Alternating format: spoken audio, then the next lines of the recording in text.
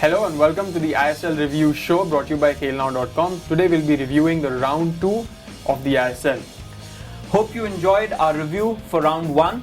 Let's very quickly have a look at the round 2 match scores. So it was FC Goa who levelled out with 80k at 1-1. Delhi Dynamos who got the edge over Chennai FC with a 1-0 win. Pune City FC beat Northeast with a goal. Kerala Blasters drew with Mumbai City 0-0. So Nikhil, exciting round 2 for the ISL. Talking about FC Goa and 80k. First game of round 2 of the ISL. Both teams won their first games in the first round. Good game? Yeah, good game. We saw 14 goals in round 1 of the ISL. Round 2 is probably not that good. 4 goals. This game saw 2 of them. Quite a technical, tactical midfield battle between both the teams. You know, the Brazilian flair versus the Spanish method. 80k, I think, exerted themselves in the midfield. They got everything going there. Again, 2 defensive midfielders and 3 up top. They were compact. The midfield was very, very compact.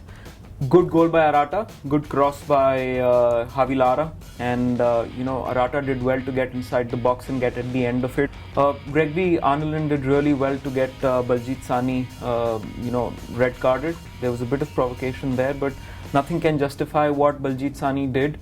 Once down to 10 men, 80k became very, very defensive, and Goa with that extra man advantage pressurized 80k. Yeah. And Keenan Almeida got onto at the end of a loose ball in the box, swung his foot, and got the all-important goal and a point for Goa, and rightfully so. Maybe they deserved a point out of that game, but 80k I think if they'd remained with 11 men on the field, could have gone home with 3 points. Goa is not really threatening them through the game. Right.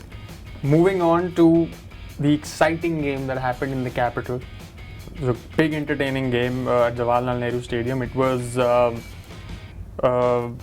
Dos Santos who ran the show. Yeah. Well, as we'd spoken of in the last show, we thought there could be a couple of players that should have been playing for Delhi. Roberto Carlos answered most of those, got Dos Santos on the left. Mulder was back in after missing out on the second half. Gadze started, and probably rightfully so. We stand corrected. We said, probably Adil Nabi should have played, but Gadze showed that there's a reason why Roberto Carlos has the faith in him. They scored early on. Dos Santos easily got past 2 players and whipped the ball across the box. Hans Mulder just outside the box got at the end of it. There was a handball, a clean handball, and I think rightfully so got a penalty. Chikau hit it well past the diving Bete, and from there on Delhi were fairly defensive. They got the goal really early. From there on, Delhi were fairly defensive. Chennai was controlling the game. However, I think they parked too many bodies up front. There were too many people high up the field. So overall, what they could have done in terms of getting Delhi to come forward didn't happen, and Delhi were happy to kind of stay in their zone. Rize was fantastic through the game. A lot of last-ditch interceptions, tackles. So he really came into his own. Dos Santos, when he plays on the left, really stretches the game, and he has the ability of taking 1v1, getting past a couple of defenders. So he's the danger man for Delhi. Hans Mulder was again very, very good, and special mention for Florent Malouda. Very effective in the game, and looks like the best player for Delhi for now. But Ilano caused them a few problems in the game as well.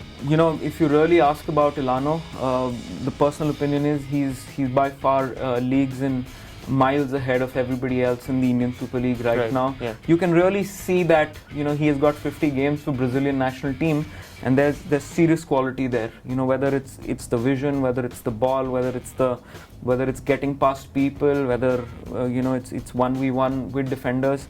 Ilano is in a league of his own, and yes, you're right. He caused them quite a bit of problem.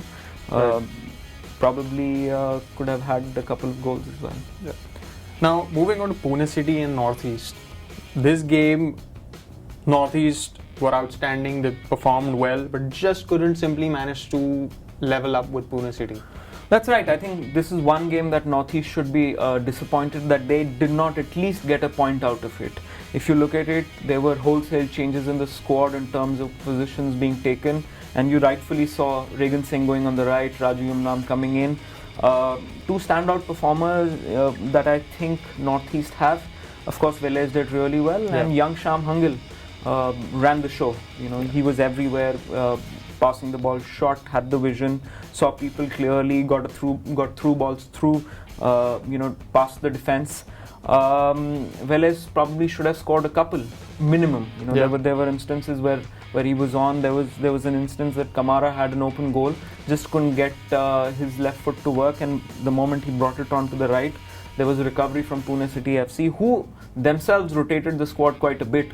So they're keeping everybody fresh. And the good thing with Pune City is that they have the depth. They have some outstanding players that they've bought. So when they rotate, Koloto goes out, Roger Johnson comes in, Kaluche comes in. So they have players and they have the depth that can keep them going. Ultimately, it's squads like these, even when they're not playing well, they get those goals. Zote really didn't have too much pressure on that corner.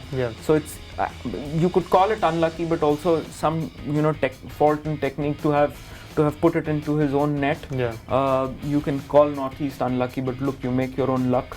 From here on, if they can keep up the intensity that they showed in the game, there's a chance that they can make a very, very strong comeback. Right. Okay. Let's talk about the Kerala Blasters and the Mumbai City game. Norde was very strong in the game, caused quite a bit of problems for Gurvinder. Absolutely. Again, a tactical battle there. The last game we saw Mumbai play 4-2-3-1. They changed that a little bit, and the reason for that is they realized probably through the wings and at the back, because they were playing two in the middle, there was a lot of movement, and you didn't see Sonny Norde fall back and cover his players up too well. Correct. So they came back to a 4-4-2, playing 4 flat in the midfield, having foreign defenders at the back, just to ensure the wing backs pushing forward for Kerala were not that effective. Sonny Norde was outstanding in the first half, caused Gurvinder enough problems, could have scored a few. Gabriel Fernandes did well as well. The second half, when it started off, Kerala changed a bit. CK Vineet, who was playing in a slightly advanced role, came back to his right wing back position, and they started controlling the game. But if you look at the last 10 minutes, Sonny Norde again, just out of nowhere, he was not having that great a second half. Created a chance for Piccioni that he could have, buried in the far post. Right. Unfortunately, stuck the post and went out. And then I think it was a penalty. Gurvinder was not looking to play the ball. He was playing the man. Probably Mumbai should consider themselves unlucky not to have got that penalty. But also Sanchez Watt could have finished it off. His first touch really let him down. Got the ball past, and great goalkeeping. I think Devjeet had a couple of very good saves for Mumbai, this being one of them as well. And 0-0, probably a fair result for both teams, but probably Mumbai could have got something out of that game. Thank you so much for your input today, Nikhil. Thank you for watching ISL Review Show, brought to you by KhelNow.com. And please don't forget to watch our very own superstar Gurudinho in the Khel Now team of round 2. Thank you and have a great footballing day. Thank you.